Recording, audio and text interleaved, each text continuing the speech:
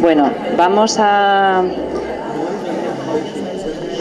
entrar en la segunda parte de este encuentro. Yo estoy de acuerdo con vosotras que Lucio esta mañana nos ha colocado en este contexto de la misericordia y que nos ha dado muchas pautas para tenerlas ahí. Y nuestra idea con la segunda parte de este encuentro es, bueno, pues lo que le hemos pedido a Julia y a Miguel, que ahora os presento quiénes son, es que nos vayan concretando la misericordia a través de la experiencia que ellos tienen en diferentes campos. Julia Velasco es hija de la caridad, trabaja en el oncológico y tiene mucho recorrido en acompañamientos en el ámbito de la salud y en el ámbito de la pastoral penitenciaria. Y Miguel, bueno, pues tiene otro recorrido en otro mundo que también está muy presente en los medios de comunicación, en las migraciones. Esta mañana también Lucio nos contaba todo el tema de los refugiados y él nos va a contar, bueno, pues su trayectoria de trabajo y de experiencia profesional en ese ámbito. ¿Vale? Pues ánimo, Julia.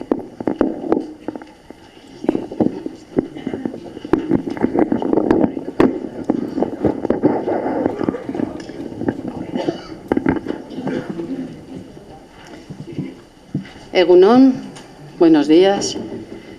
Bueno, pues cuando se me pidió esto, José Mari, pues le dije que, bueno, prefería que no, pero bueno, me insistió y adelante.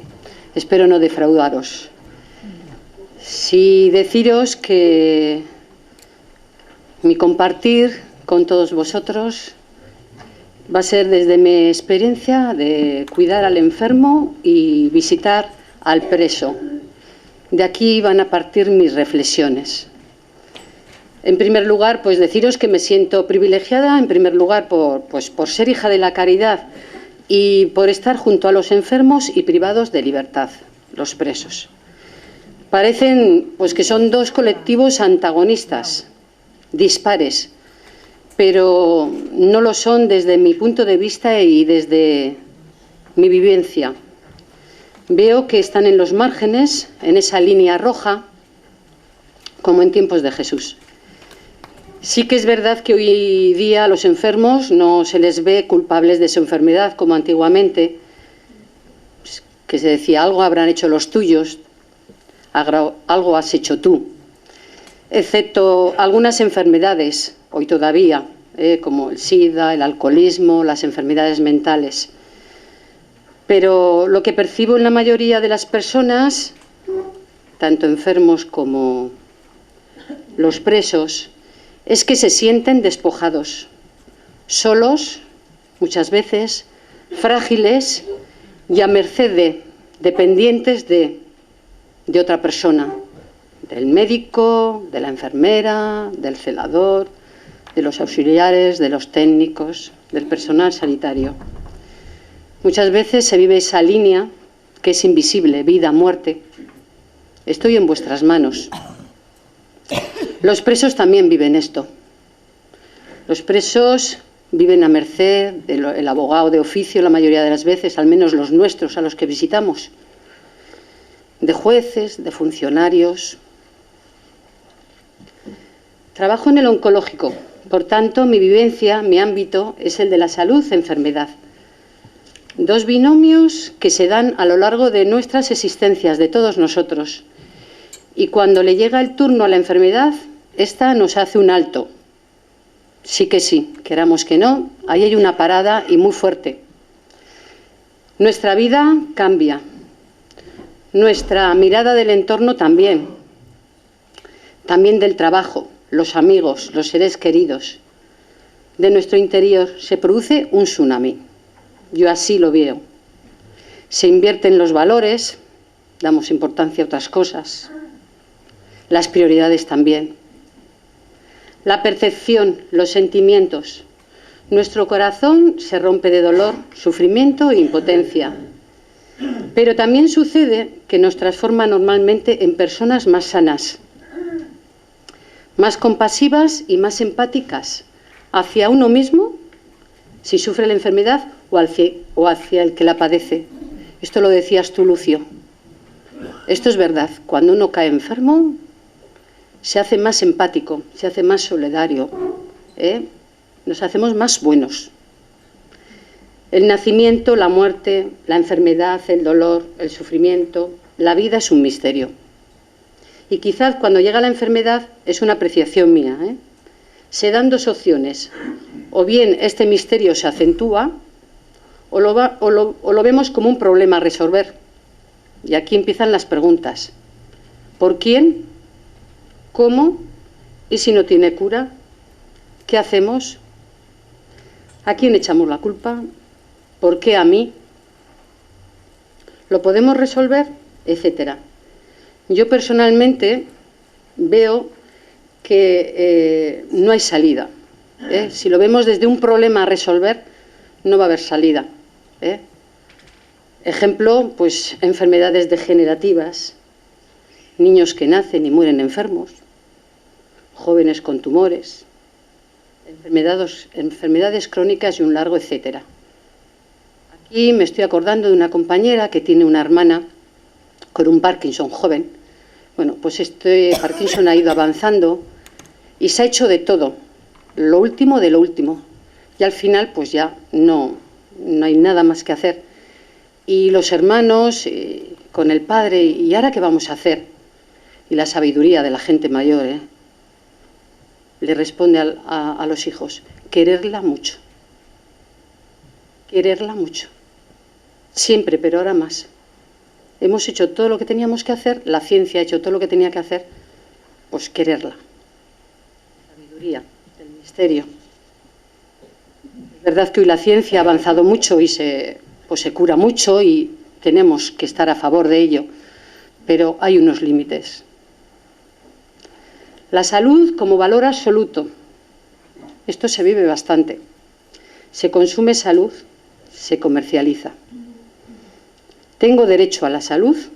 Me acuerdo que hace 2 o 3 años hubo un cartel que ponía: tengo derecho a la salud. Decía yo, pues la salud ni se compra ni se vende, pero bueno.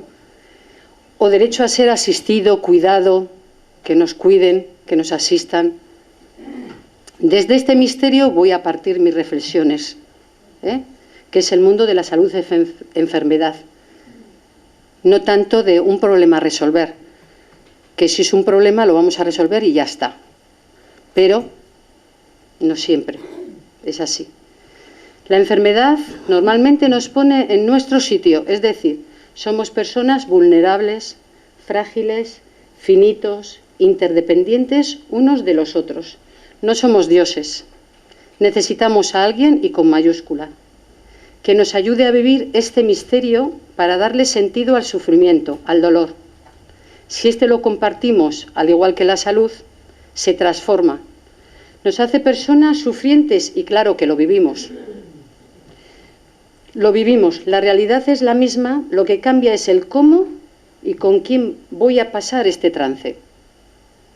Este es el talante de Jesús resucitado, que se hizo uno de los nuestros para enseñarnos el camino que sana, que ayuda sobre todo en los momentos de dificultad, de enfermedad, de adversidad, que nos dice a través del Evangelio con hechos y palabras y a través de su vida, de cómo nos mira, con qué amor, y que nos dice: haz como yo. Los que sufren, los privados de libertad, los enfermos, los pobres, son mis predilectos. Yo he venido para servir, sanar, cuidar, consolar, acompañar, estar con el más frágil, débil, enfermo, vulnerable. Haz tú lo mismo. Esto se me dice a mí cada día en mi encuentro con los enfermos. Y os tengo que decir que son ellos los que me ofrecen misericordia cada día, porque recibo mucha gratitud, con lenguaje verbal y no verbal, con su tono de voz, sus miradas, sus gestos y hechos llenos de humanidad. Porque cuando el otro, el enfermo, es el centro de mi ser y quehacer, de mis cuidados, desde la humildad en gestos, actitudes, respeto al ritmo del otro, sus necesidades, cuando pongo el corazón, la misericordia, cuando humanizo la técnica que realizo, cuando pregunto: ¿puedo? ¿Quieres? ¿Cómo quieres? ¿qué tal te sientes? Comparto, acompaño, sirvo y mucho más. Entonces, y solo entonces, estoy vislumbrando muy veladamente el rostro misericordioso del Señor. Literalmente, he recogido la gratitud de un enfermo al personal. He cogido esta última porque ha sucedido bastante reciente. El enfermo es muy agradecido, casi por no decir 100% agradecido, aunque sea un poco quisquilloso, que los hay, y cascarrabias, que los hay, pero son agradecidos y tienen mil maneras de decírnoslo.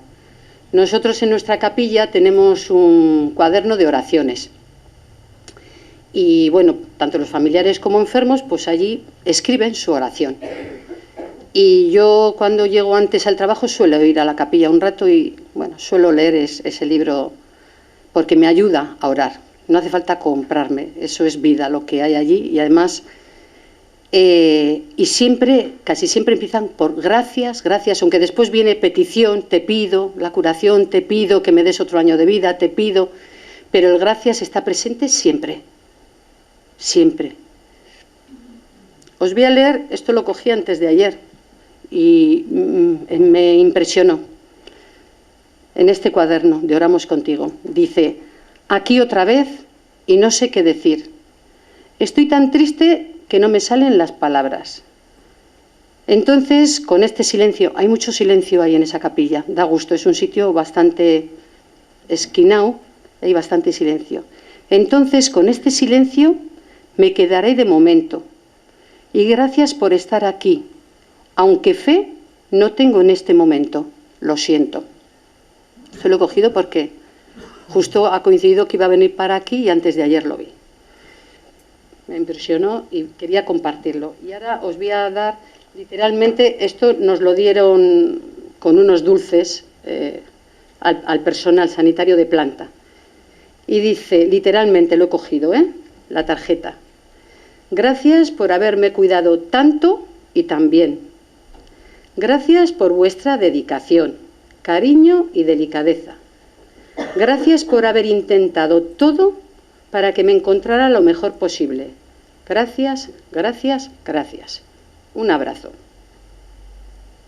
Digo esta, podía haber traído muchas más porque el enfermo es agradecido siempre, pero este ha sido uno de los más recientes y además refleja muy bien lo que piden y valoran del personal que les atiende. La técnica sí, que no falte, pero esta acompañada de un gran corazón, de una gran humanidad. Como veis, no habla de curación, no la hubo, sino de relaciones, sentimientos compartidos, trato y cuidados. Este paciente falleció. Para mí, cada día es un reto vivir la parábola del buen samaritano, para ser y expresar con hechos y palabras el amor y la misericordia de Jesús a los enfermos. Soy consciente de que muchos días esto no lo vivo, pero para mí está presente cada día. Y bueno, como pertenezco a la pastoral penitenciaria, pues la siguiente reflexión va a venir de este campo, desde mi pertenencia como voluntaria a la pastoral penitenciaria. Lo primero deciros que cuando entro en Martutene recibo por parte de los internos la misericordia, el rostro del Señor. Es muy evidente, porque la misericordia se da y se recibe. Yo recibo mucha misericordia, tanto de los enfermos como de los presos. Y lo noto, me siento muy bien. Cuando se recibe misericordia uno se siente muy bien. Difícil de entender el mundo de la cárcel. Me viene a la mente frases por algo estarán allí, algo habrán hecho, y otras muchas que todos nosotros hemos escuchado y dicho alguna vez entre compañeros de trabajo, familiares, amigos. Historias con heridas, todas las tenemos, con implicaciones y complicaciones, con daños recibidos e infligidos a otro. Y inmediatamente me viene del Evangelio de San Juan el pasaje de la mujer adúltera, que lo conocemos todos. Y hoy el Señor nos repite también a nosotros el que esté sin pecado, ¿quién puede decir que nunca ha hecho daño a alguien pudiendo haberlo evitado? El que no se haya equivocado en su camino, nunca. El que no haya errado, el que no se haya metido en un lío, el que, puntos suspensivos. Que levante la mano. Voy a empezar por visibilizar la misericordia con una realidad. Un hijo maltratador de su madre, que a pesar de ello, el amor infinito e incondicional de su madre, que va a visitarlo, porque es su hijo, fruto de sus entrañas. La máxima expresión del amor, de la misericordia, es el perdón. Jesús le contesta a Pedro, no te digo hasta 7 veces, sino hasta 70 veces, porque lo que más le gusta al Señor es el perdón, y Él nos da ejemplo continuamente, nos está perdonando cada día por fracasar en el amor. Las entrañas de misericordia te disponen para mirar el mundo con ojos limpios y para reconocer a las personas más allá de las etiquetas o los juicios. La aceptación de la propia realidad humana ilimitada, débil y fuerte, herida y sanada, esto nos hace bien, nos hace mucho bien. Conocemos nuestra fragilidad, nuestras heridas. Yo también soy limitada, que yo sé, perdón. Cuando tenemos un familiar en la cárcel, casi siempre, normalmente, también cambia nuestra actitud de juicios severos, inflexibles, duros, hacia este colectivo, porque ya lo vivimos desde dentro, no desde lo que nos cuenta la televisión, el periódico. Ahora vemos, sentimos que pertenece a nuestra familia,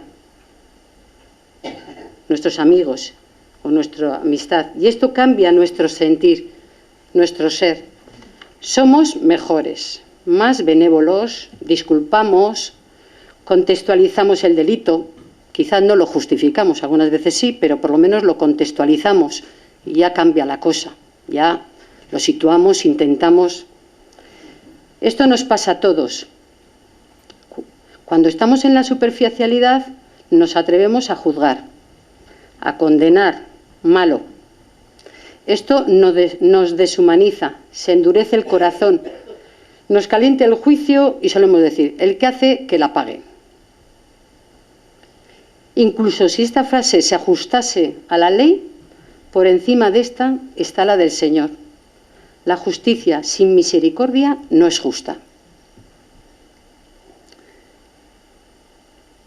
La caridad siempre acompaña a la justicia, dándole humanidad, y aquí es donde tenemos que estar los cristianos. Porque ya lo decía Concepción Arenal en su libro El visitador del preso. Odia el delito y compadécete del delincuente. También nos dice ella, corazón, modestia, perseverancia. He aquí lo esencial a nuestro parecer para visitar con fruto al encarcelado.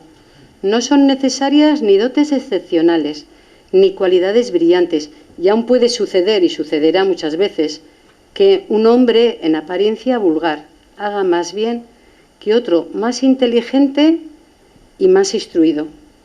El corazón y el carácter influirán en el preso más que la razón superior y los vastos conocimientos. La falta de libertad, la cárcel, otro lugar sagrado del Señor, donde tendríamos que ir de puntillas para no herir, lesionar más de lo que ya están.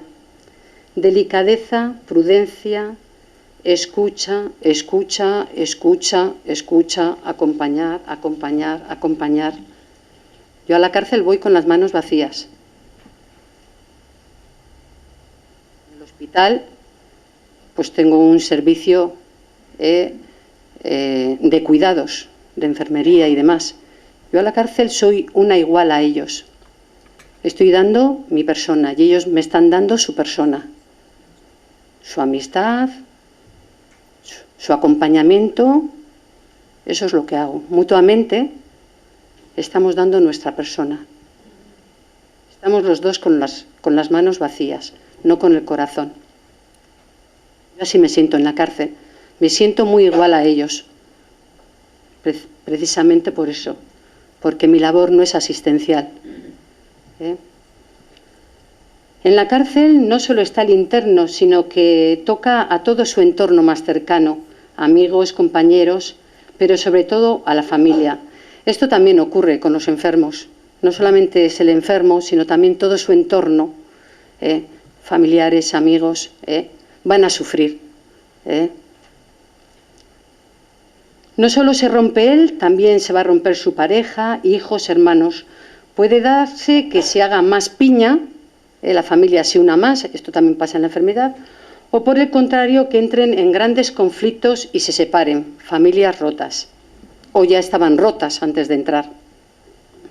Ejemplo, pues una interna que me enteró que le han dado el 3er grado y voy a darle la enhorabuena. Uy, enhorabuena, porque te han dado el 3er grado, qué bien. Pues ella no estaba nada contenta. Me dice, no, lo voy a rechazar. Hombre, ¿cómo vas a rechazar la libertad? Digo, oye, que si lo que estáis deseando todos es salir. Dice, sí, pero no tengo a dónde ir.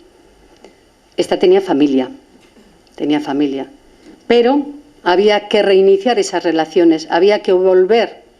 Entonces, bueno, gracias a Dios los jesuitas tienen una casa y esta no tuvo que renunciar. Hubo una alternativa para que fuese, mientras tanto, a este hogar de Loyola Echea. Pero es duro oír a una persona que rechaza la libertad porque no tiene a dónde ir. Otra interna rompe los lazos con su marido y sus 2 hijos y dice textualmente, he aprendido a no tener relaciones con los suyos. Se busca otra nueva pareja porque necesitamos relacionarnos. Porque lo que verdaderamente importa son las relaciones, los sentimientos, estemos donde estemos y en cualquier situación. Eso es lo que nos importa a todos. Al final, es eso. El Papa Francisco nos dice, ¿cuántos desiertos debe atravesar el ser humano? Sobre todo, el desierto que está dentro de él cuando falta el amor de Dios y del prójimo. Y es verdad, cuando nos falta el amor es el gran desierto. Muchos de los que están en la cárcel, pues no son culpables. Al menos no son los más culpables de su situación. Hay estructuras sociales degradantes para la dignidad de las personas que abocan en ocasiones al delito y a la delincuencia. Niños sin posibilidad de acceder a la educación ni a la sanidad. Mujeres abocadas a la prostitución. Jóvenes a la droga. Vida golpeadas en hogares difíciles, caminos sin salidas. Personas con diversas problemáticas, económica, familiar, alcoholismo, drogadicción, enfermedades mentales, víctimas de la ignorancia, que les ha llevado a la exclusión social. La cárcel es un lugar de historias muy duras, y esto de verdad que es así. Algunas veces, cuando te cuentan ciertas historias, te sobrecoges. Dices, ¿cómo le ha tocado a esta persona esto? Y encima después al final a la cárcel, claro, después de vivir situaciones límites de... Y al final en la cárcel, cuando no debería de estar, porque es una víctima. Pero es así, Un lugar de historias muy duras, de heridas y fracasos, de muchos sufrimientos, miedos, recelos, sálvese quien pueda. Esto se vive en la cárcel. Donde la convivencia se hace muy difícil, no hay escapes. Y la convivencia es difícil, en las comunidades, en las familias, en todos los colectivos. Es lo que más nos cuesta. La misericordia urge hacerla presente con gestos, abrazos, mirada, palabra, escucha, silencio, acompañamiento, confianza, compartiendo desde la humildad, para que todos se sientan amados, queridos, que posean la dignidad de los hijos de Dios. Porque solo el amor convierte y libera, porque la misericordia siempre da oportunidades, siempre hay una salida, y esto es verdad. Cuando te empeñas en quererle a alguien, cuando te empeñas en, vamos, que puedes, al final se consigue. Yo esto sí que lo he vivido, con personas que la autoestima la suelen tener por el suelo y dicen, yo no puedo, vamos a intentarlo. Bueno, pues Soy consciente de que todo esto es imposible sin la ayuda del Señor, al menos yo. Necesitamos orar, pedir al Señor su fuerza transformadora, sobre todo su misericordia. Por ello, si me permitís, termino con una oración de súplica, de petición al Señor. Señor, queremos sentir, vivir, experimentar tu misericordia. Ayúdanos a abrir nuestro corazón para acogerla y dejarla fluir a través de nuestras vidas en el trato con nuestros hermanos. Que María, la Madre de la Misericordia, nos ayude a tener entrañas de misericordia y que no pasemos de largo ante nuestro prójimo que nos necesita.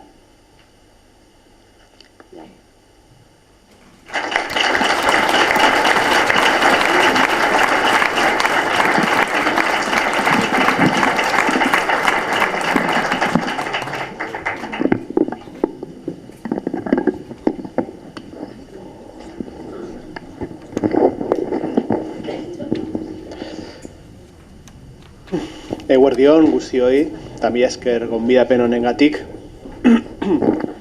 Lo que me sale después de escuchar el testimonio de Julia, pues es hacer silencio y dejar que cale, que se pose, ¿no?, sobre uno.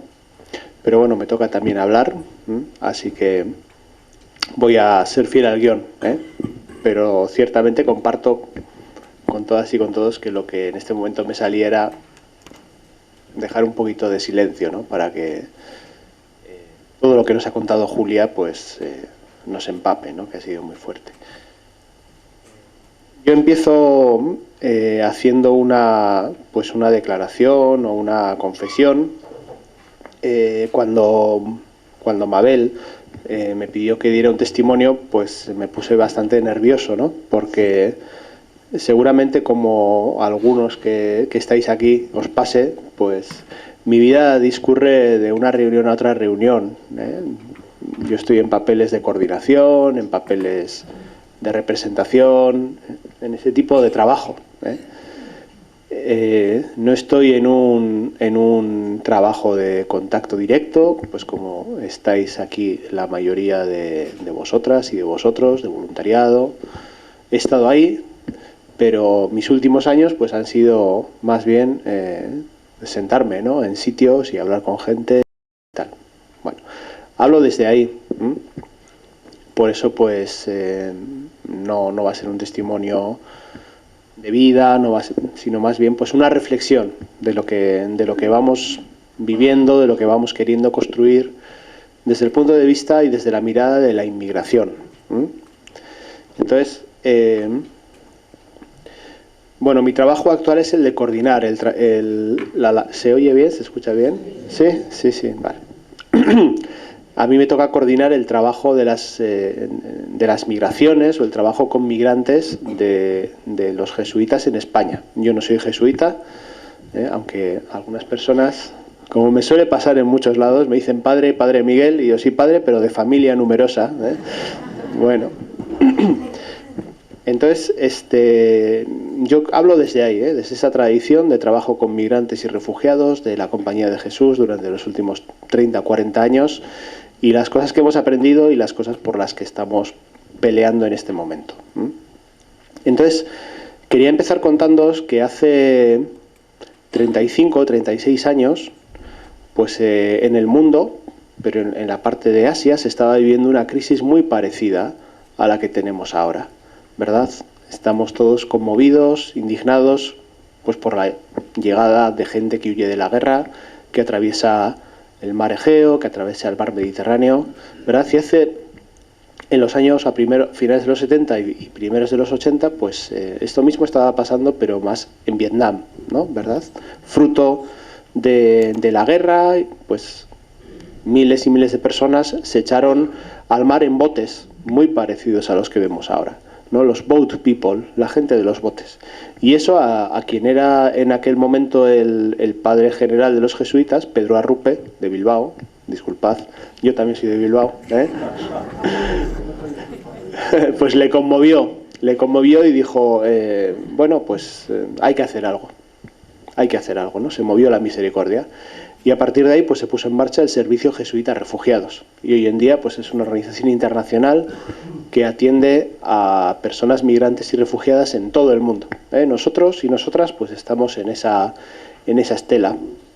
Y el JRS y nosotros como Servicio Jesuita a Migrantes pues tenemos un lema que es el siguiente, y os van a resonar algunas palabras. El lema nuestro es acompañar, servir y defender a las personas refugiadas y migrantes. Y es muy importante que cada una de estas tres palabras, primero, tengan valor en sí mismo y segundo, estén conectadas. No nos dejemos ninguna por el camino. Aquí hemos hablado del acompañamiento, fundamental, estar al lado de, como decía Julia, bueno, pues no hay nada que hacer, ahora nos toca querer mucho, ¿verdad? Bueno, pues cuando no hay nada que hacer, cuando no podemos resolver tu situación de irregularidad, cuando te han denegado el estatuto de refugiado, cuando has perdido todas tus posesiones, pues lo que nos queda es acompañarte. Acompañar incluso en tu salida de tu casa, ¿no? Estar. Y esta es la primera cosa. En un segundo momento viene el servicio. Viene el servicio. Pues sí, pues hay que ofrecer educación, hay que ofrecer alimentación, hay que ofrecer orientación jurídica, hay que ofrecer orientación laboral, hay que ofrecer clases de idiomas. Pero solo desde el acompañamiento eso tiene sentido, ¿no? Si no nos convertimos en entidades prestatarias de servicios. Y por lo menos en este rincón del mundo, pues hemos construido estados y organizaciones del bienestar que eso lo hacen muy bien, ¿no? Mucha gente presta servicios con una organización pues más eficaz, a mayor escala, con más criterios, digamos, de proporcionalidad, etcétera, etcétera, ¿no? Nuestra prestación de servicios es desde el acompañamiento. Y el tercer elemento del lema es la defensa. La defensa. Antes salía con fuerza la palabra denuncia. Bueno, es lo mismo, ¿no? Defensa, denuncia. Defender los derechos, ¿verdad? Y la defensa de los derechos pues es como parte integral de esta misión nuestra, que empieza en el acompañar, continúa en el servir y termina en el defender. Si la dejamos fuera, si acabamos la defensa, si la sacamos de nuestro trabajo, lo que estamos haciendo pues es más asistencia o sustituyendo a los gobiernos o a los estados en lo que tienen que hacer porque es su obligación. Si dejamos de lado el acompañamiento, pues lo mismo, nos convertimos en sustitutos de. Por lo tanto, la importancia de la integralidad, ¿no? del ciclo de la misión, como solemos decir. Defender sin acompañar no tiene sentido. Defender sin tener los pies en el barro, ¿verdad? La defensa de los migrantes, la defensa de los refugiados, sin conocer el día a día de sus sufrimientos y sus padecimientos, antes también lo sugería Lucio, ¿verdad? Bueno, pues no tiene sentido. Eso lo podemos hacer en un centro de investigación, pero nosotros no somos eso. Y el acompañamiento sin defensa pues nos deja en ese lado del péndulo que también señalaba Lucio, donde nos olvidamos quizá de reclamar la justicia, reclamar los derechos, etcétera, etcétera. Bueno, pues esto así como marco, ¿no? De qué hacemos, dónde estamos y un poco lo que nos mueve, ¿no? Acompañar, sí, servir, sí, y defender, las tres cosas unidas e inseparables, ¿no? Como ciclo de la misión completa. Algunos añaden una cuarta, que yo también me parece que es importante, ¿no? Que es sensibilizar. Sensibilizar es tratar de proponer nuevos valores, tratar de proponer nuevas claves, tratar de cambiar las claves culturales desde las que comprendemos la realidad. Entonces, bueno, pues la defensa y la sensibilización muchas veces van de la mano, porque la defensa de derechos, la reivindicación de derechos, si no está acompañada también de una concienciación de la sociedad, etcétera, etcétera, pues se queda coja. Bueno, a nosotros y a nosotras últimamente nos ha atrapado el corazón, digamos, nos ha calentado los ánimos, pues respecto al trabajo con migrantes y refugiados, el valor de la hospitalidad. El valor de la hospitalidad. Yo diría que la hospitalidad pues, puede ser como el nombre de la misericordia cuando nos referimos a las personas migrantes y refugiadas. Pero bueno, la hospitalidad como que nos atrapa, ¿no? Nos captura nuestra imaginación y en los últimos años pues estamos trabajando con esta clave, la clave de la hospitalidad. La clave de la hospitalidad frente a un entorno pues cada vez más hostil hacia las personas migrantes y refugiadas. Si nos fijamos un poquito en Europa, en lo que ha pasado en los últimos meses o en el último año, hemos pasado de negociar la hospitalidad, ¿verdad? Los gobiernos estaban negociando, mira, pues tú acoges a no sé cuántos, yo me comprometo a no sé cuántos miles, tal. Estábamos negociando la hospitalidad y en el lapso de 5 o 6 meses nos hemos dedicado a agitar la hostilidad. Hemos pasado de negociar la hospitalidad a agitar la hostilidad. ¿Cómo? Llevándonos a la gente más lejos para no verlos. Eso es un poquito el acuerdo con Turquía, ¿verdad? En el fondo parece que si lo sacamos de Grecia y de las fronteras de la Unión Europea, corremos un tupido velo sobre el drama humano, ojos que no ven, corazón que no sienten. Esta es una dinámica que funciona en todo el mundo y se llama externalización de las fronteras. Externalización de las fronteras. Lo que Turquía hace respecto a los sirios por mandato de Europa es exactamente lo que hace Marruecos con los subsaharianos por mandato también de Europa y de España, y es exactamente lo mismo que hace México con los centroamericanos que tratan de llegar a Estados Unidos por mandato de Estados Unidos. Es decir, cada vez poner la frontera un poquito más allá, externalizarla, encargar del trabajo sucio a otros, ¿verdad? A cambio de dinero. Yo te compro que tú me vigiles el territorio y que no me accedan. 6.000 millones para Turquía para hacer esto, ¿verdad? No sabemos cuántos para Marruecos, pero es exactamente lo mismo. Primer ejemplo de hostilidad. Segundo ejemplo de hostilidad que hemos visto estos meses es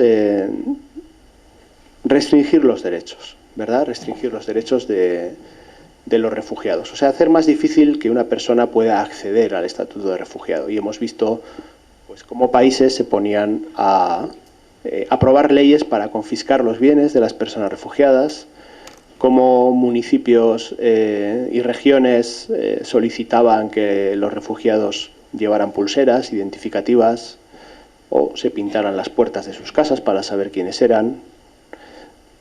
Hemos visto cómo países dificultaban la reagrupación familiar.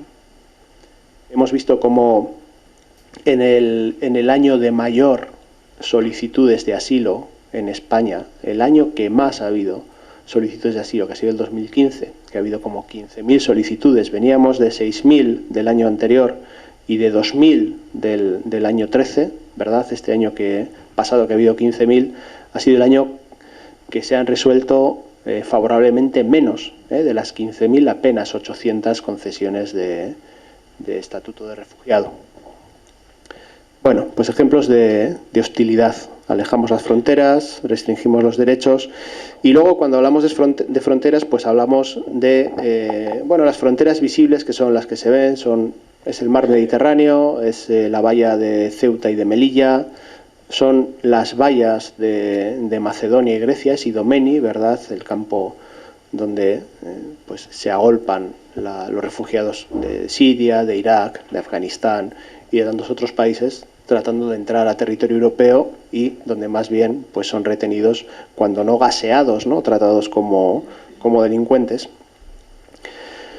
Bueno, pues frente a esta hostilidad, el valor de la hospitalidad. Otra cosa importante del valor hospitalidad es que también creemos que es un valor que afecta a la esfera privada, es un valor que nos interpela a cada uno y a cada una, pero es un valor además que tiene una dimensión pública. Tiene una dimensión pública. Antes también Lucio decía, no, esto de la acogida, esto es un derecho, esto no es una cuestión de, digamos, de solidaridad, es una cuestión de derecho. Hay un derecho de la hospitalidad, ¿verdad? El derecho de asilo es como el valor hospitalidad convertido en leyes, ¿verdad? Y bueno, esto con la gente refugiada, con la gente migrante, pues del mismo modo, ¿verdad? La hospitalidad puede informar las legislaciones o no. Tenemos que ver qué es lo que está informando nuestras legislaciones, si es un valor hospitalidad o un valor hostilidad. Por lo tanto, pues un valor que tiene una dimensión pública. Y bueno, yo creo que la hospitalidad además conecta con cosas que aquí se han dicho, tanto por parte de Lucio como por parte de Julia. O sea, a mí me parece que la hospitalidad conecta con experiencias profundas humanas y cristianas. Yo creo que primero a nivel humano, a nivel antropológico, pues la hospitalidad conecta claramente con nuestra radical dependencia, con nuestro seres necesitados, necesitadas de cuidados. Esto ha salido mucho durante la mañana y quisiera insistir en ello. Somos seres fundamentalmente acogidos. Seres que vivimos gracias a la hospitalidad pues, de nuestra familia, de nuestros padres, de nuestra tribu, de nuestra comunidad.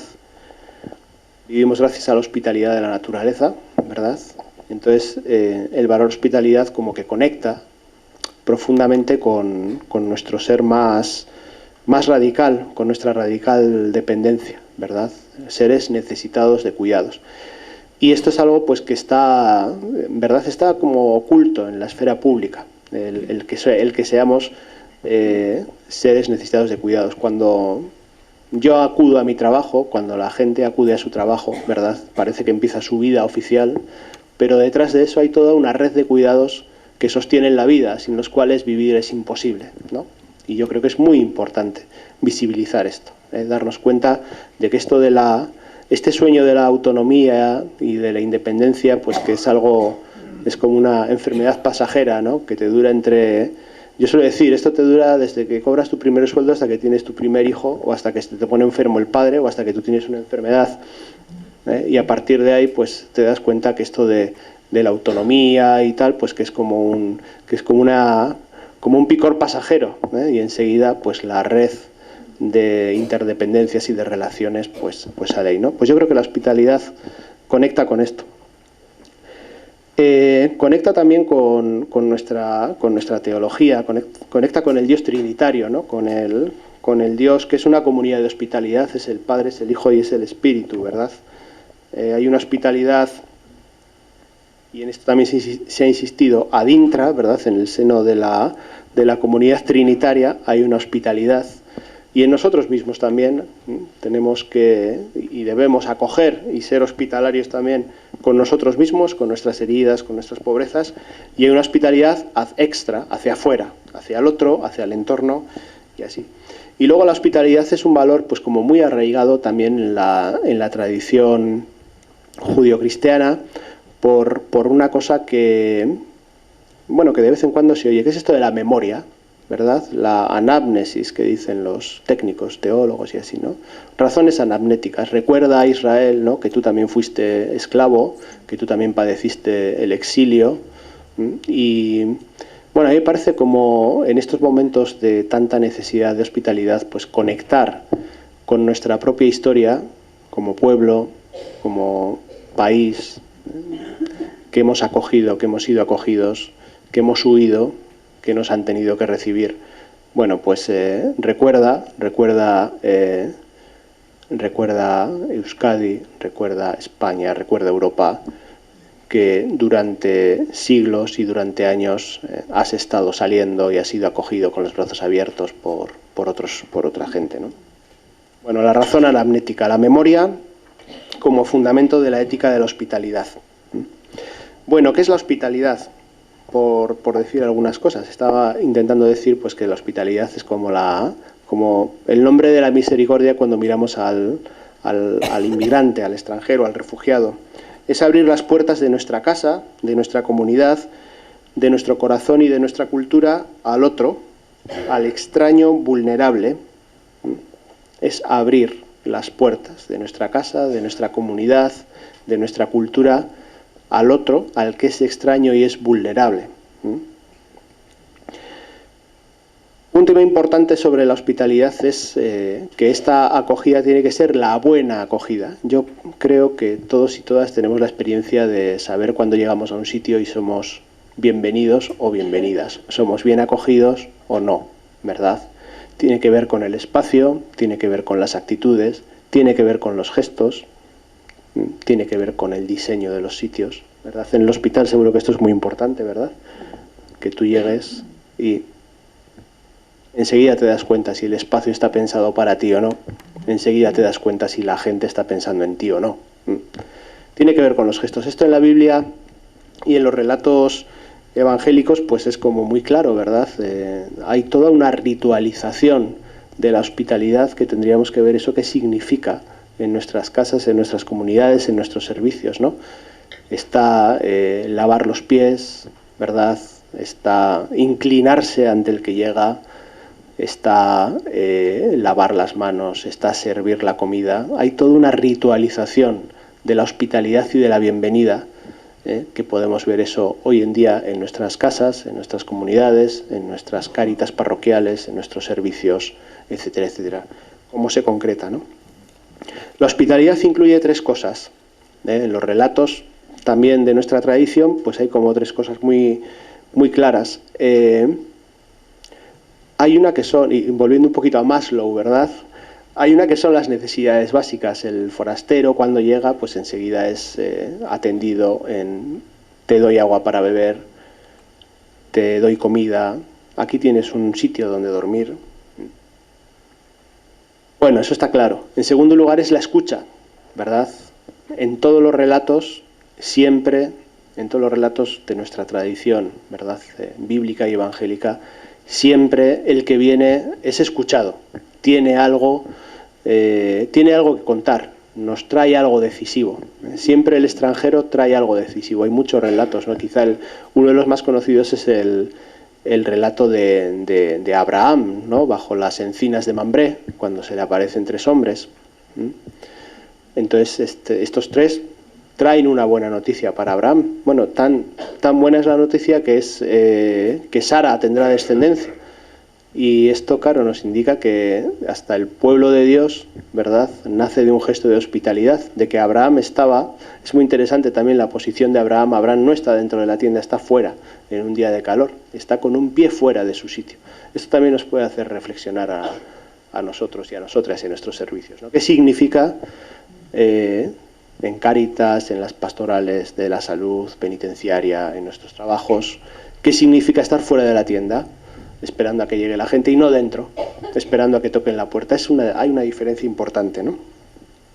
Entonces la escucha como clave, ¿eh? En la escucha es donde el extranjero, el otro, el extraño, el enemigo, el huésped, se va convirtiendo en prójimo, ¿eh?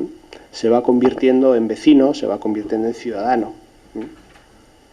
Entonces, bueno, pues la hospitalidad tiene este efecto.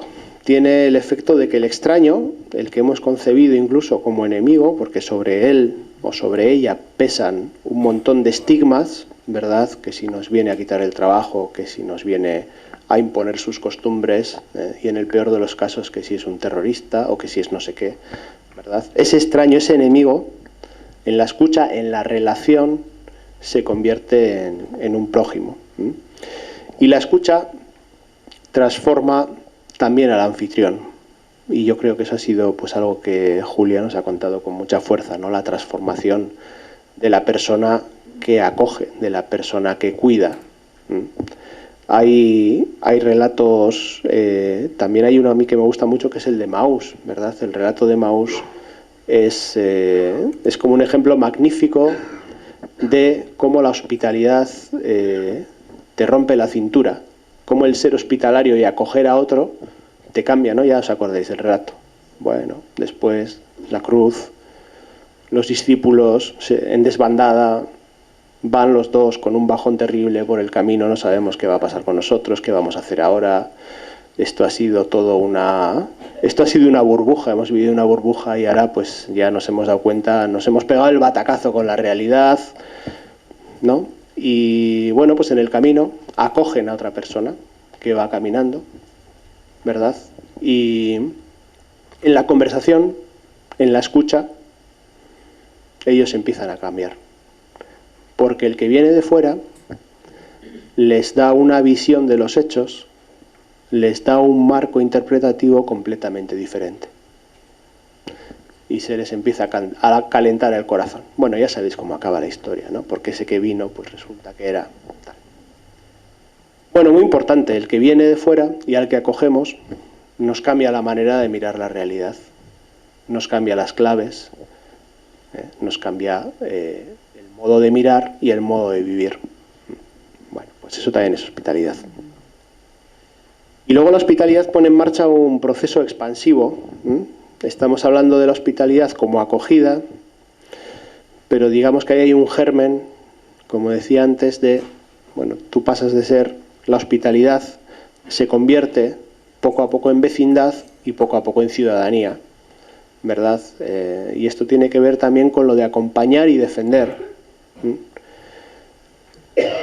Acogemos a una persona que se convierte en nuestro prójimo, pero después esa persona sigue haciendo su vida, sale y se convierte en nuestro vecino, en nuestra vecina, en igualdad de derechos y finalmente en ciudadano o ciudadana, con quien compartimos estatuto, digamos, con quien compartimos derecho. Y en el caso de las personas inmigrantes y refugiadas, pues este es el gran reto, ¿no? Está fundamental la acogida, la hospitalidad, pero eso cómo se convierte después en que tú, que has sido acogido por mí, y bueno, pues en la acogida yo también me he transformado, te conviertes después en un vecino en igualdad de condiciones, en un ciudadano, ciudadana que puedes codecidir conmigo y con el resto de la comunidad, pues el futuro hacia donde queremos ir, ¿no? Esto es fundamental, el pasar, ¿verdad?, de ser acogidos y acogidas a ser conciudadanos, conciudadanas. Este que un día vino, hoy en día, pues el que era el extraño ya es del nosotros, ya no hay un nosotros y un ellos, sino que hay un nosotros más amplio. Y eso tiene que ver con los derechos, tiene que ver con la igualdad de los derechos. Por eso es tan importante la defensa, por eso es tan importante la defensa de los derechos. Bueno, y ya para concluir, quería mencionar, pues como estaba haciendo mención a los relatos de la hospitalidad, los relatos bíblicos, y hay una estructura típica, ¿no?, que de todos estos relatos, que si los analizamos, en el Antiguo Testamento hay muchos, en el Nuevo Testamento también. Jesús no solo es hospitalario, sino que es receptor de hospitalidad. Porque ya sabéis que el Hijo del Hombre no tiene donde reclinar la cabeza y esas cosas, entonces pues le van acogiendo por ahí, y precisamente él va llevando un mensaje de salud allá donde va, ¿no?, de salvación. Bueno, yo creo que de las estructuras de los relatos de hospitalidad también podemos aprender cosas, Podemos aprender que normalmente el huésped, el que va a ser el huésped, irrumpe en el espacio público, irrumpe en la plaza, ¿verdad?, rompiendo la rutina de la sociedad. La mayoría de la gente le ignora, la mayoría de la gente le responde con indiferencia ante una presencia extraña, y siempre hay alguien en estos relatos que rompe esta tónica de indiferencia y se acerca, sale hacia el otro. Yo creo que esto es muy bonito. En este contexto de globalización de la indiferencia, que significa que haya alguien, y quién es ese alguien, como sujeto, como colectivo, pues los miembros de la pastoral sociocaritativa, por ejemplo, que sale al encuentro, ¿no? Esto nos recuerda otra vez a lo de Abraham de antes, que estaba en la puerta de la tienda, no estaba adentro, sino que estaba en la puerta. Entonces, esa persona que sale a su encuentro lo lleva a su casa, y bueno, pues ahí se producen los gestos, los rituales de hospitalidad que decía, pues te lavo las manos, te lavo los pies, me agacho, te hago una reverencia, ¿verdad? Porque además yo sé que muchas veces el extranjero es el enviado de los dioses que me trae un mensaje, ¿no? Esto en la mentalidad antigua. El anfitrión cubre las necesidades básicas, y posteriormente pues hay una conversación, hay una escucha, y el huésped entrega algún tipo de mensaje, ¿verdad? Y eso al anfitrión le descoloca, le dice algo. Entonces también nos podemos preguntar, ¿no? ¿Qué es lo decisivo que nos trae a nosotros, que nos traen a nosotros y a nosotras las personas que vienen de fuera, a las que acogemos? ¿Qué es aquello en lo que nos remueven, ¿verdad? Y finalmente pues hay una despedida. Hay una despedida y una ayuda para proseguir. Pues sigue tu camino, aquí tienes pues unas alforjas con alimentación, ¿no? O con lo que sea, con agua. Y esto en nuestro caso a mí me parece que tiene que ver con esto, con esta dinámica expansiva de la hospitalidad de la que hablaba. Una dinámica en la que, bueno, tú sigues tu camino así acogido, pero tú ya eres vecino, vecina y ya eres ciudadano, ciudadana, ¿no? Ya estás en ese camino. Y donde queremos llegar es que seas uno más en la comunidad en igualdad de derechos y de responsabilidades, ¿no? Entonces, digamos que la traslación a nuestro momento actual de esta estructura sería esa, ¿no? ¿Quién rompe la tónica de indiferencia? ¿Cómo es nuestra buena acogida? ¿Cuáles son los ritos, los gestos que hacemos para que la acogida sea buena? No para que sea una acogida formal, fría, etcétera, etcétera, sino dónde están esos gestos de buena acogida, dónde está la escucha y qué es aquello que el que viene de fuera nos trae, que nos descoloca, que nos cambia el relato, que nos cambia la mirada. Y finalmente, cómo es esa ayuda para el camino, ayuda para que tú seas ciudadano, seas ciudadana, ya lo eres, ahora ya de pleno derecho, y vamos a pelear juntos por la defensa de tus derechos, ¿no? Esa es la ayuda para el camino. Bueno, pues ya he cubierto el tiempo y con esto terminaría yo también. Muchas gracias.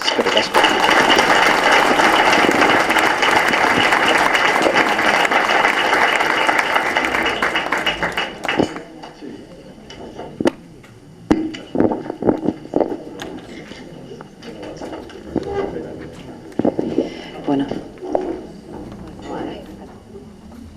Es que ricasco, Julia. Es mugitu. Es que ricasco, Miguel.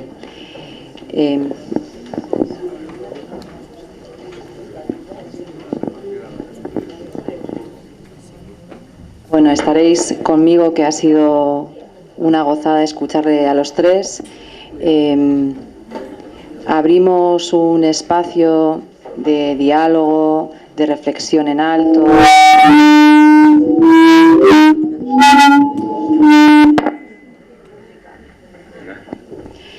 De reflexión, de preguntas. No solo tenemos la posibilidad de trasladar nuestras preguntas y nuestras dudas a la mesa, sino un poco también las reflexiones. Creo que sí funciona el micrófono, así que levantáis la mano y os pasamos el micrófono, ¿vale? Mi Esker.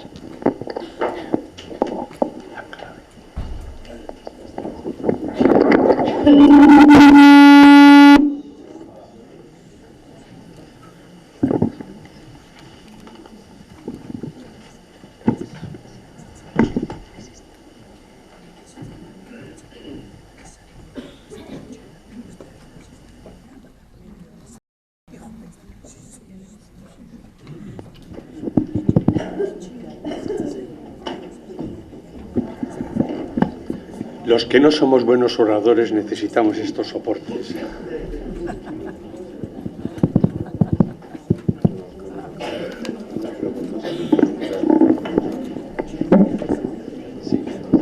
Julia, me gustaría preguntarte cómo gestionas cuando a la mañana se te ha muerto en los brazos un paciente de estos agradecidos y luego por la tarde vives una experiencia de un preso con un drama social o familiar o tal o cual, y cómo gestionas tú tu propio cuidado. Yo no tengo grandes dificultades porque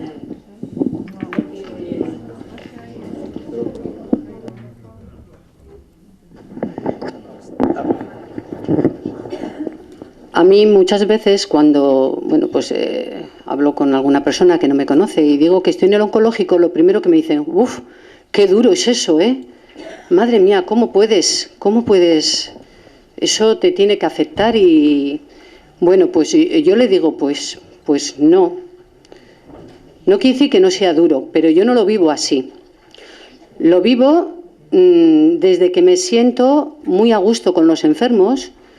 Entonces no vivo esa dureza como se vive desde el exterior, sino como una gratitud de poder estar acompañar, cuidar, no curar, curar no, pero sí acompañar y poder aliviar y estar.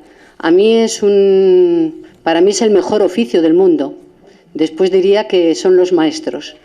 Pero estar al lado del enfermo a mí no me supone, eso no quiere decir que no me afecte. Me afecta, pero no sé por qué puedo hacer barrera.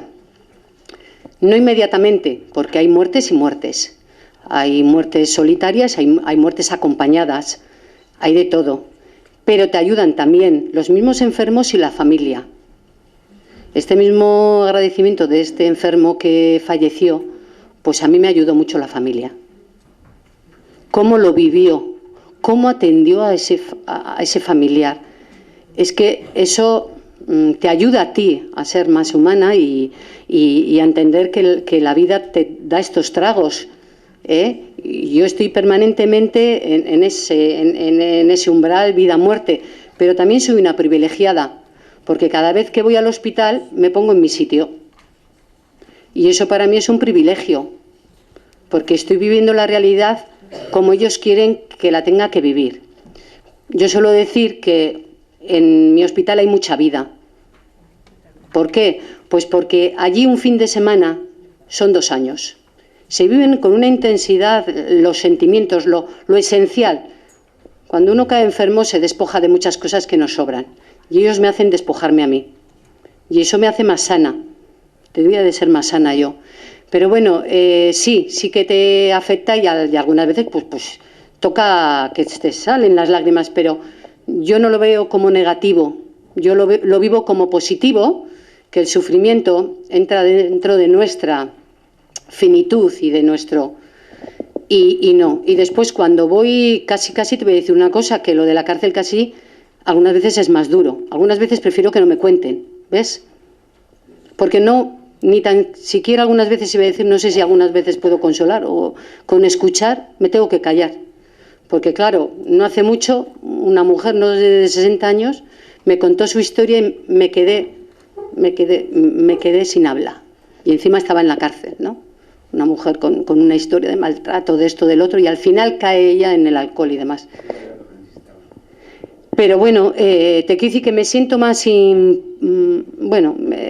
yo no tengo... Sí que me lo llevo, pero después descanso en el Señor. Y aparte que una de las cosas que he aprendido es a decir al Señor, oye, tú sabrás, haz lo que... Porque claro, al final uno con el paso de los años dices, va, tú eres nada, una gotita en el océano, pero bueno, esa gotita voy contribuyendo, ¿no? Sobre todo he aprendido a ir con las manos vacías. De tú a tú, que es lo que veo que más me acerca a la gente. Yo recibo mucha misericordia y entonces eso creo que me ayuda. Hay una retroalimentación y eso te ayudan a superar. No sé si te he contestado porque... No sé. Sí, desde luego que sí. Quería tu opinión, que es la que has dado, ¿no? Y a ti, Miguel, quería matizar un poco. Claro, que esto de la inmigración, ¿verdad? Tú que eres de Bilbao, en Sestao, yo también soy de Bilbao, es para que así hagamos más equipo. Vale, entonces, en Sestao, por ejemplo, el tema de años 60 y tal, ¿no? Con la revolución industrial, se acogió de alguna manera a todo el inmigrante que venía de la Maquetania, ¿no? Y se le ofrecía una vivienda digna y una historia, porque era un interés a cambio de algo, es decir, venían, trabajaban, producían y todo esto hacía que las empresas se enriquecían, ¿no? Y claro, eso es un sentimiento que es fácil de gestionar, pero estos que nos vienen de no sé dónde, porque los tenemos cuanto más lejos, menos les vemos, no nos aportan nada, digo a la sociedad, y lo estoy diciendo desde el aspecto malo de la película, ¿no? Entonces, ¿cómo vamos a gestionar o cómo podemos gestionar que nos ilusione o que nos implique, porque es muy bonito. Sí, vamos a cogerles, les damos de comer, les lavamos, les ayudamos, y ahora, por favor, que se vayan yendo, porque no tenemos para nosotros, ¿no? Y esa sensación del egoísmo que está en esta inmigración, no sé cómo se puede gestionar, y no sé si tienes, o se queda ahí la pregunta, ¿eh?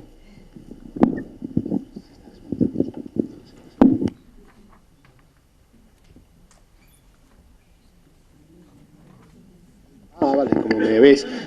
Bueno, yo soy hijo de esa inmigración de los años 60 al País Vasco. Quiere decir que es parte de una parte de mi familia es esa realidad, y de otra parte de mi familia es la realidad de un perdedor de la guerra refugiado en Francia. O sea que, como que en mi historia, pero seguramente en la historia de casi todos y todas, pues llevamos el rastro de tantísimos lugares, ¿no? De haber sido acogidos, etcétera, etcétera. Que la inmigración actual no aporta nada, no es cierto. No es cierto. La verdad es que esto te lo digo con datos, con estudios que salen periódicamente, estudios económicos, en los que el balance de la aportación de la inmigración en términos económicos supera con creces los costes. Bueno, estos son datos. Quiero decir que hay muchos estudios que esto pone sobre la mesa. Sin embargo, la perspectiva solo económica me parece chata. Me parece que efectivamente hay una mirada instrumental hacia la inmigración. La inmigración nos viene de maravilla. La inmigración, ¿verdad? Durante la riqueza, cuando España, antes del batacazo de la crisis, tanto creció, y unos decían que si estábamos en la Champions League de la economía y tal, pues bueno, pues una parte importantísima del crecimiento económico era achacable al trabajo de las personas inmigrantes, ¿no? Y si las personas inmigrantes llegan, pues en mucha medida es porque son convocadas por el mercado de trabajo autóctono. Podríamos hablar muchísimo, ¿no? del ejército de reserva laboral del que ya se hablaba hace más de un siglo. Bueno, queríamos trabajadores y nos llegaron personas, ¿no? Esa era la frase mítica de este dramaturgo suizo, ¿no? Max Frisch. Decía, oye, pues queríamos trabajadores y nos han llegado personas, con todo lo que es la persona, ¿no? Entonces, bueno, a mí me parece que hay una lógica que superar, que es la lógica instrumental. Y a nosotros y a nosotras lo que nos toca es defender otras dos lógicas, que es la lógica de los derechos, la lógica de los derechos. Todas las personas tienen derechos, por el hecho de serla, todas las tenemos. Y más hoy, pues la lógica de la humanidad, de la compasión y de la misericordia.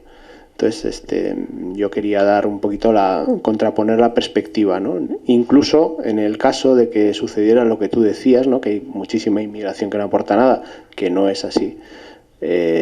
Tendríamos que plantearnos qué significa esto, qué nos dice la movilidad humana, por qué la pobreza está tocando a nuestras puertas. Pues porque vivimos en un mundo grotescamente injusto, ¿no? Entonces, esto que comentaba antes, ¿qué nos está diciendo esto a nosotros? ¿Qué mensaje nos está trayendo el otro así, el otro como el que tú dices, ¿no? El otro despojado, el otro que no tiene que aportar, el otro? ¿Qué nos está diciendo de nuestro modo de vida, de nuestro modo de organizarnos? Bueno, pues nos está gritando, ¿no?, en la cara que esto es insostenible, que esto es injusto, que no hay derecho.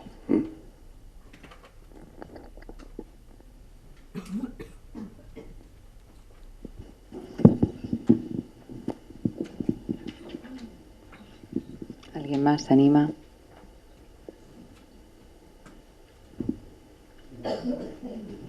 Irungoa.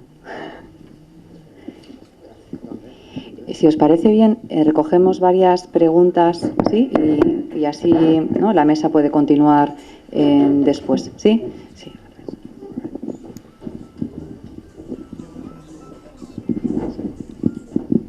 ¿Listo? Vale. Bueno, me voy a referir a una pregunta que está en la calle, en la sociedad, continuamente y constantemente, y que la respuesta no está precisamente aquí, en esta sociedad donde vivimos, ¿no? Y que las informaciones también son manipuladas en gran medida Y la pregunta es de cómo están las cosas ahora para que estos señores no tengan que emigrar. ¿Qué se está haciendo allí?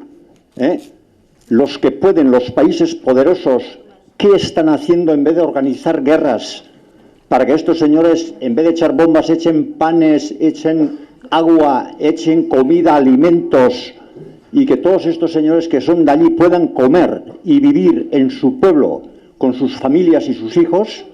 ¿Cómo está ese tema ahora un poco a nivel que yo lo pueda entender?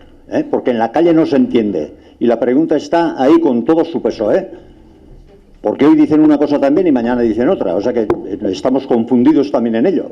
Y las imágenes y con todo eso. ¿Por qué tienen que salir? ¿Dónde está el origen del mal? Es una pregunta muy buena. Lo ideal para mí, un mundo ideal sería un mundo en el que nadie tuviera que verse obligado a salir de su casa por necesidad, y un mundo donde todo aquel que quiera ir a otro sitio pudiera hacerlo con libertad. Ese sería para mí el ideal. Entonces, moverse, migrar, es hoy en día el mejor remedio para combatir la pobreza. No se ha inventado ningún otro remedio más eficaz. Y nosotros y nosotras sabemos de esto. Cuánta gente de nuestro país ha salido, algunos siguen saliendo, ¿verdad? O sea, primero decir, la movilidad humana es la mejor herramienta para combatir la pobreza. Y en vez de favorecerla, en vez de organizarla bien, pues la tenemos muy mal organizada. A la gente se lo ponemos cada vez más difícil, con lo cual la gente no es que deje de venir, sino que se arriesga más, paga más a las mafias y escoge rutas más peligrosas. Por eso se muere más gente. Entonces, la injusticia a nivel global es grotesca. Lucio daba cifras sobre eso. Y en tanto en cuanto las personas no tengan una garantía o una seguridad de un futuro digno para sus hijos, allá donde viven, no van a dejar de moverse, como haríamos cualquiera y como hemos hecho cualquiera de los que estamos aquí y nuestras familias. Cualquiera ha hecho eso y lo seguiremos haciendo. Entonces, en tanto en cuanto no tengamos seguridad para nosotros y para nuestros hijos, pues nos vamos a seguir moviendo. Y hoy en día eso no se está produciendo. Existen políticas internacionales y no solo internacionales, sino también pues dictaduras en connivencia con los gobiernos de los países ricos que tienen a las poblaciones pues sin perspectiva, sin futuro, sin seguridad. También diré otra cosa. Quienes migran no son los más pobres. Los más pobres no tienen ni para migrar, ni para moverse. Para moverte tienes que tener un mínimo de cosas. Tienes que tener un poquito de dinero para pagar el viaje. Tienes que tener contactos. Tienes que tener, pues como pasaba en los años 60, Paco, vente para Bilbao que hay trabajo aquí. Tienes que tener a tu primo que ha llegado antes y se ha dado cuenta de que aquí, mal que bien, puedes ir tirando. La inmensa mayoría de la gente no tiene eso. No tiene eso. Y tienes que tener una cosa también muy importante, que es que cuando tú vas a migrar, intentas meter en el equipaje lo que pesa menos. ¿Y sabéis qué es lo que pesa menos? La educación. Cuando tú tienes un poquito de formación, cuando tú vives en un país pobre o en un país que no te está dando perspectivas de futuro, tienes un poquito de formación, tienes unos contactos y tienes un poquito de capacidad de endeudarte o de tener dinero, es cuando migras. Cuando estás, bueno, por supuesto, cuando estás huyendo de las bombas, no es que migras a un sitio, sino que huyes, sales corriendo, eso es otra cosa. Estoy hablando más de la migración. Entonces, por supuesto, hacen falta políticas internacionales justas, políticas nacionales justas, pero sepamos que mientras esto no sea así, la gente, lo que esto está poniendo así como delante de los morros, es que hay una injusticia global bestial, ¿no? Bueno.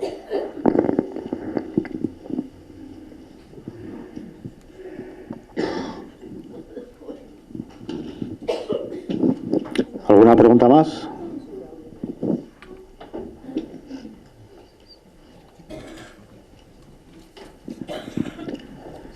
Bueno, pues si no hay más preguntas, le pasamos a Lucio la palabra otra vez.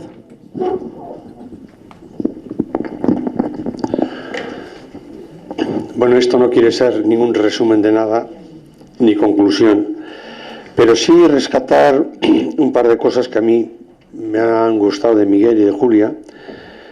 Primero empiezo por Miguel, esto de la hospitalidad, el nombre de la misericordia ante los inmigrantes y refugiados. Hospitalidad es una gran palabra que deberíamos incluir en nuestro tema y en la práctica de nuestra misericordia.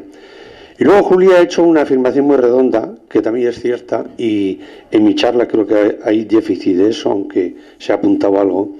La máxima expresión de la misericordia es el perdón. Entonces, bueno, ya algún momento he hablado ahí de que vamos hacia una sociedad reconciliada, no solamente una sociedad justa, pero bueno, yo creo que ahí hay un tema muy importante que lo ha sacado Julia. Y luego también decía Julia, necesitamos orar como creyentes. Y ella hablaba también, necesitamos sentir, experimentar la misericordia de Dios. Bueno, esto supone posiblemente un modo de orar que no estamos habituados. Y bueno, yo como sugerencia, entonces practica la misericordia con corazón agradecido y mirada contemplativa. Estamos en tiempo de Pascua y Ignacio en los ejercicios habla de considerar el oficio de consolar que trae el resucitado. Oficio de consolar, es una gran palabra, consolar, Julia lo ha mencionado varias veces, es una gran palabra de estas, ¿no? Y hay un texto detrás de Pablo, detrás o donde queráis, que viene a decir esto, ¿no? Bendito sea Dios Padre nuestro, Señor Jesucristo, Padre compasivo y Dios de todo consuelo. Por tanto, si nuestra oración apunta a algo, es a recibir este consuelo, que nos consuela en cualquier tribulación. No es para que vivir una vida así, no, en las tribulaciones.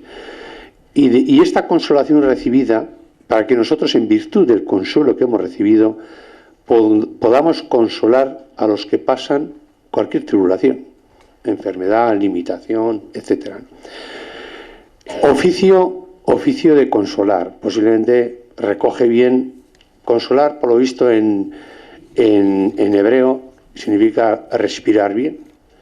Entonces, bueno, cuando respiramos bien, vivimos la respiración en la vida. Bueno, esto de que mi presencia, mi acompañamiento, etcétera, haga respirar bien pues, a las personas, ¿no? Consolar. Como sabéis, en la práctica de la misericordia se habla de obras de misericordia corporales y obras de misericordia espirituales. Yo creo que esto de corporales y espirituales ya nos chirría, yo creo que nos chirría a todos, ¿no? Entonces yo apunto a un comienzo de una lista, es un borrador, porque yo no soy nadie para hacer ninguna lista, pero las prácticas de la misericordia, y ahí pongo mirada global y actuación local. Es decir, que en nuestra actuación local y las personas, detrás hay también unas estructuras y unas injusticias, ¿no? Entonces, bueno, como sugerencias, Y también, claro, todo lo que decía Miguel de defender derechos. Comparte tu pan con el hambriento denunciando las situaciones de injusticia. O sea, no solamente se trata del pan, sino que esa ausencia de pan. Escucha a los que no tienen voz y lleva su clamor ante las instituciones. Ese clamor también muchas veces es causa de... Acoge al refugiado y al inmigrante reconociendo primeramente sus derechos. Es decir, estamos hablando primero de los derechos de los refugiados e inmigrantes que tan claramente nos ha expresado Miguel, ¿no?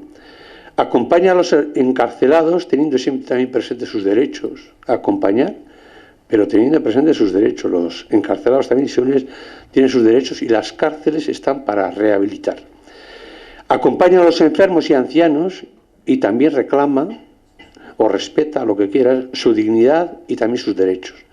Entonces, ante cualquier persona hay que trabajar esto que decía Miguel, también de defender, y defender derechos, etc.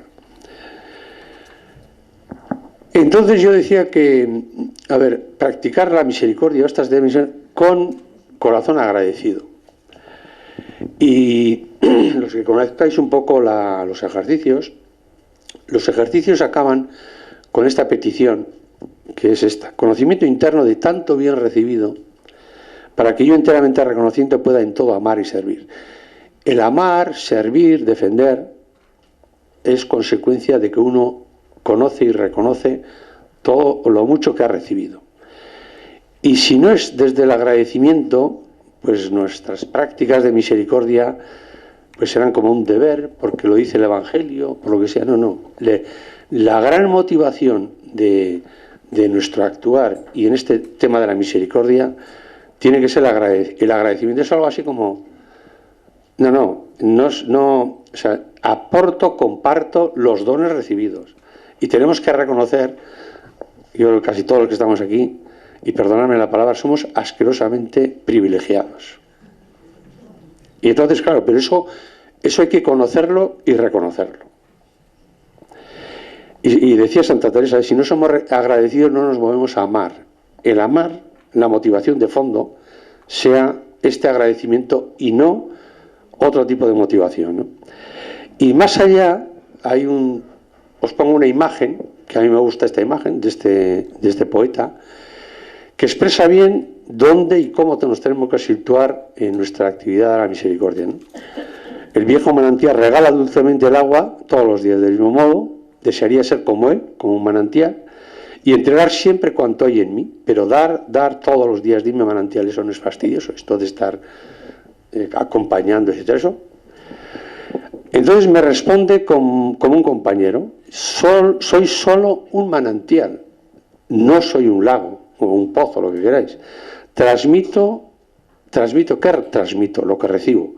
Esto me infunde alegría y gozo.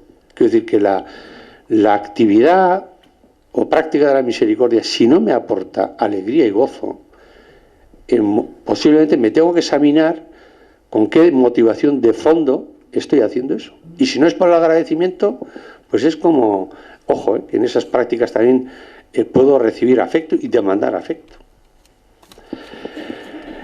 Por eso vivo como el manantial, haciendo acopio de fuerzas a diario para el viaje de la vida, y siempre entregaré con gozo lo que el lago me regala para vivir. Es decir, que lo que recibo, o sea, que no hago otra cosa que compartir lo que recibo. Si no nos ponemos un poco en esta, cristianamente o espiritualmente, nos ponemos en el deber, hay que hacer, yo qué sé qué cosa. Bien. Y ahora hago una palabra sobre la contemplación. Y decía Julia que hay que orar, Sí, o sea, necesitamos orar, exacto. Entonces, la oración-contemplación debería ser, en buena medida, una preparación, ¿para qué? Para vivir más hondamente la práctica de la misericordia. Traducido esto, ser contemplativos en la misericordia no sería tanto mirar a Dios, sino mirar al hermano necesitado con los ojos de Dios. Es decir, si mi práctica contemplativa o de oración no me lleva a esto, el ser cristiano se juega en el hermano, y sobre todo en el hermano necesitado, ¿no? Entonces, aquí una pequeña aportación, Nuestra espiritualidad tiene que asumir esto de la corporalidad. Alguna persona de aquí me decía, pues no sé quién, pues qué importancia da a la Eucaristía. Sí, efectivamente. Somos la espiritualidad o la religión más corporal. Este es mi cuerpo, esta es mi sangre. Me entrego. Entonces, hay que incorporar a esa contemplación la sensibilidad, los afectos. En mi actividad tiene que haber una entrega total. No solamente ni mental, ni no sé qué otras cosas, ¿no? El cuerpo debe también involucrarse en las decisiones del espíritu. O sea, esto de obras de misericordia corporales. Y cuando mis sentidos, sentidos, miren, oigan, toquen, huelan y se dejen afectar como los de Jesús, saldrá de mí una reacción semejante a la suya ante lo que veo, oigo, huelo, toco. Eso es contemplar. O sea, no es contemplar ángeles, sino esto. Entonces estamos invitados a verlo todo, una mirada contemplativa, y sobre todo a las personas necesitadas, por los ojos y el corazón de Dios. Y eso supone, entiendo yo, que un modo de orar que no es tanto mirar a Dios, sino mirar al prójimo con los ojos de Dios. Entonces os han repartido, creo que no he llegado a todos, pero es igual, contemplación aplicando los 5 sentidos. Ver, oír, mirar, gustar y oler, y esto lo trae Ignacio en los ejercicios, a las personas que acompañamos, cuidamos, lo que queráis, en nuestro voluntariado. Entonces se trata de esto, de mirar, dejarnos afectar, que todo nuestro ser, no solamente nuestra cabeza y nuestra razón, sino todo lo que somos. Y es bueno, yo creo que es hacer este tipo de oración para que vuestra actividad o nuestra actividad de prácticas de misericordia sean más hondas, más humanas y más cristianas. Colorín colorado.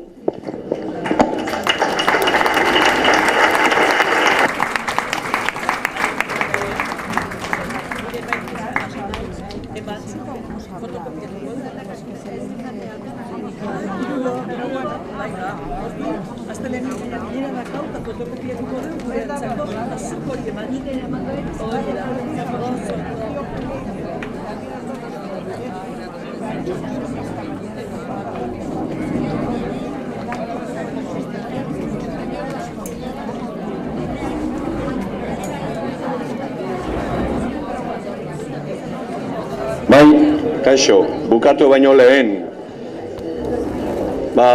oraintxe entzun dugun bezala, ser agradecidos. Esaldiak ere esaten du ez de bien nacidos, pero somos poco agradecidos, normalean. Segurazki ez geralako jabetzen zenbat hainbat pertsona eta egoeraren bitartez jasotzen ditugun, egia da. Bueno, pues bien, primero agradecer a todos y todas que estáis aquí, ¿no? Pero sobre todo lo que todos los días hacéis de una manera y de otra. Hoy de importante está, y no por el hecho de hacer, sino de ser. Hacemos muchas cosas, pero cada uno somos, ¿no? En lo que hacemos y en lo que sentimos y en lo que pensamos y en lo que... hori guztia, bata bestearekiko elkartasunean estimatzea eta begiratzea eta sentitzea oso importantea da, ¿no? De tantísimas cosas hermosas que hemos escuchado hoy, bueno, pues se podría subrayar tanto, curar y cuidar, a esta guay constantemente, ¿no? Bueno, curar. Todos los que estáis aquí, estamos aquí, intentamos curar sacando de situaciones de problemas a muchas gentes, que también es curar. No somos médicos, pero sacarles, ayudarles a salir de esas situaciones a través de nuestros técnicos, técnicas, personas, medios, economía, dinero, también es importante. Pero cuidando que esas dimensiones tan necesarias de la persona, pues la persona misma sea la que al final, como decimos, el centro de todo, ¿no? No es la enfermedad el centro de la persona, ni la cárcel, ni la necesidad, creo yo. Es la persona que está en la cárcel, que está enfermo, que tiene necesidades económicas. La dificultad es ver a la persona y no quedarnos en el problema, creo yo. Y tenemos un riesgo, con la mejor buena voluntad, ¿no? Vemos al preso, al enfermo, al pobre, en fin, al excluido, pero vemos a la persona, hori komplikatuagoa da, ¿está? Creo que nuestra dimensión fundante y fundamental es, la persona de Jesús, construir personas, construirnos personas, ¿no? Desde un Dios que es amor, y por eso decimos el amor al prójimo, ¿no? Con un corazón compasivo y misericordioso, que es la motivación fundamental, ¿no?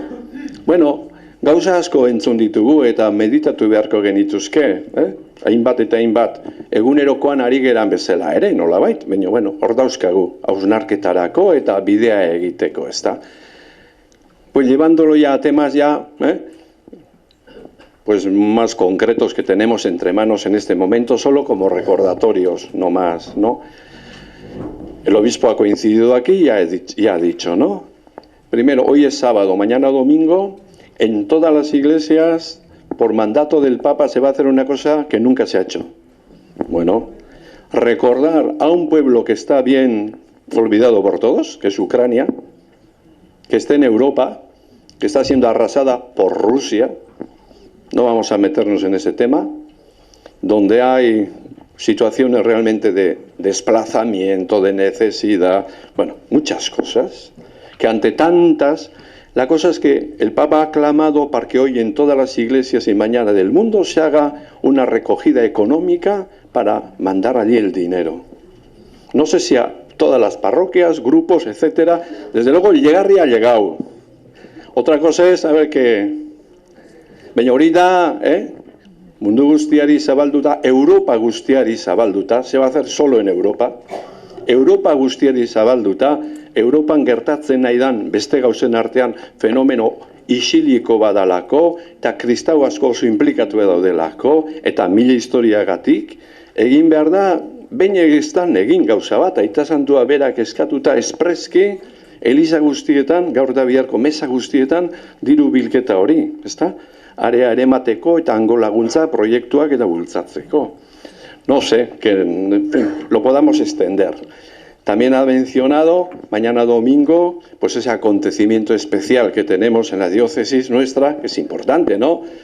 Hacemos una celebración en la catedral a las 6 de la tarde, dando gracias a Dios por un sacerdote venerable.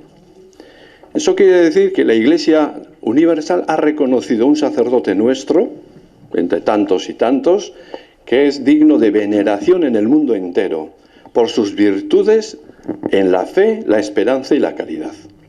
Hoy se han ido Arizmendiarrieta, y no porque hiciera y animara las cooperativas, no es por eso, que también, sino por su virtud sacerdotal y cristiano a la hora de vivir la fe, la esperanza y la caridad y aplicar la doctrina social de la Iglesia que nos inspira de alguna manera, pero que es tan difícil de aplicarlo a la economía y a la empresa, generando experiencias nuevas y demostrando al mundo mundial que se pueden hacer empresas y organizar economías solidarias diferentes a las colectivistas y a las capitalistas, ¿no?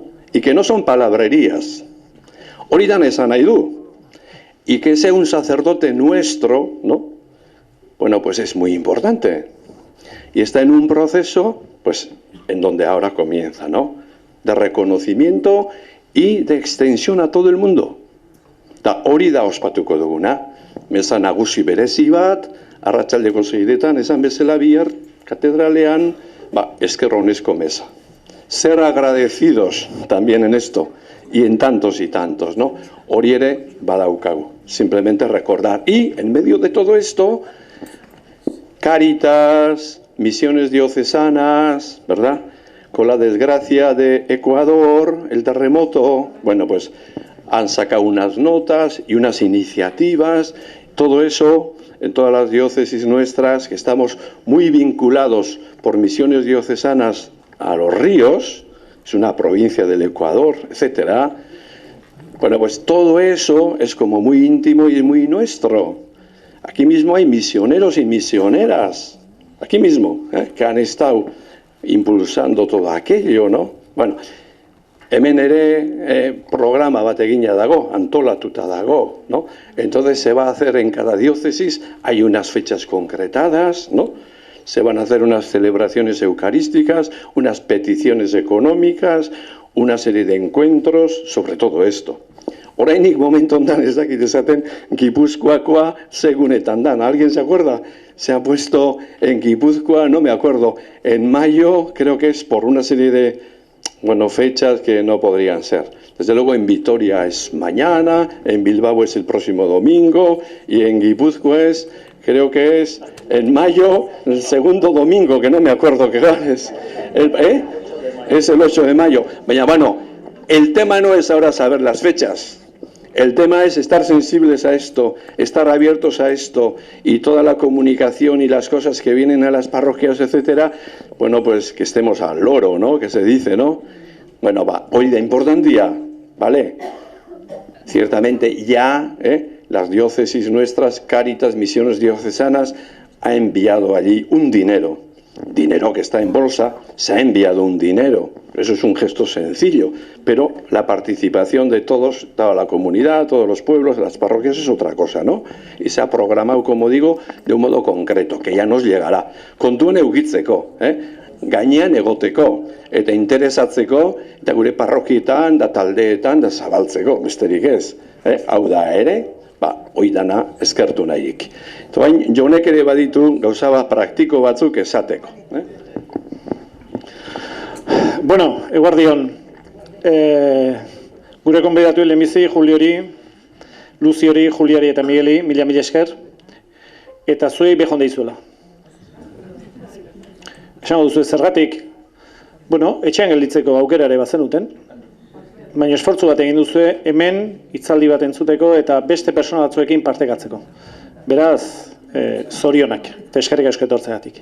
Y ahora tengo una serie de avisos que son en relación a la comida que vamos a tener a continuación. La comida es a las 2 de la tarde y se va a realizar justo un piso más abajo. Salimos por este pasillo, seguimos enfrente y nos metemos a mano izquierda. Hay dos modos, por el ascensor o más concretamente a pie. Solo hay que bajar un piso más concretamente. Y luego la salida del comedor se va a realizar por un piso inferior o por la puerta del parking, porque la puerta principal se va a cerrar. Pero bueno, ya estaremos en contacto. Eta gogoratu baita ere, celíakoentzat ere menúa dagoela. Recordad también que si hay una persona celíaca tenéis un menú especial y por favor avisar antes de empezar a comer, naturalmente. Eta bukaerari paso eman aurretik ohar bat ez dakit alkarrekin konpartituko duguna. Ikusiko zenuten sarrera hortan nola aulki gorri batzu jarri ditugun, eta hain zuzen ere egitasmo baten ondorio dira. Oantxe erakusten nahi zaizue, hay unas sillas rojas que habéis podido ver a lo largo de la mañana ubicadas en diferentes sitios. Como por cuarto año consecutivo, el próximo día 21 de mayo, dentro de la Capitalía Cultural Donostia 2016, Cáritas Guipúzcoa va a participar en una actividad cultural, puesto que creemos que la exclusión social se puede combatir también desde la cultura, se puede hacer frente. El día 21, de 4 a 8, se van a realizar una serie de actividades detrás del Palacio Cursal, como viene siendo habitual, en el que habrá gastronomía, cultura, etcétera, etcétera. Y el elemento que este año va a ser el elemento que nos una a todas y todos, va a ser la silla roja. Ahora estamos recogiendo diferentes sillas que a lo mejor no necesitáis, las estamos pintando de rojo y vamos a ponerlas la mayor cantidad de sillas posibles detrás del Cursal. ¿Para qué? Para que hagamos lo que estáis haciendo vosotros habitualmente, cuando vais a la prisión, vais a los hospitales, etcétera, etcétera. Sentar y compartir vuestra cercanía con las otras personas. El elemento este año va a ser la silla. Aulkian eseri itzeaz gain, beste persona batzuekin hitz egiteko aukera izaten dugu, eta zuek erakusten duzuen gerturatasuna, hurbiltasuna azaltzeko keinu bat izango da. Beraz, zenbat eta aulki gehiago, asko hobeto. Baina badakizue aulki guztiak ez direla berdinak. Aulki txikiak, handiak, gu ere txikiak, handiak, lodikoto xagoak, mega xagoak gera. Eta hain zuzen ere horixe egingo dugu. Aurrak Aitona Monei esaten dioten bezala, Aitona, egin pumpa, egin txaka. Borixe egingo dugu. Beraz, aulkia behar ditugu, pintatu egingo ditugu, eta datorren hilaren 21 elkarri guziko dugu, eseri, hitz egin eta ondo pasatzeko. Esan bezala, behon dizuela, eta orain, gauzatxo batekin utzik zaituzte. Bueno, orain bukatzeko otoitz txiki bat, venimos de hacer y de contemplar en el hacer y esperamos que esta sesión nos haya servido para seguir. Y vamos a recuperar una oración de Santa Teresa de Calcuta y bueno, pues con esta reflexión de continuamos el camino, terminamos esta formación. Eta aztu gabe, kaja batzuk, kutxatxo batzuk ditugu sarreran, irteran barkatu hain zuzen ere, norbaitek ekarpenen bat egin nahi bali madu. Ez zaudete behartuak, se van a poner unas urnas a la salida, unas urnas rojas, por si alguien quiere hacer alguna aportación económica, pero no estáis obligados, naturalmente. Beraz, otoitza egin uste zaituzet.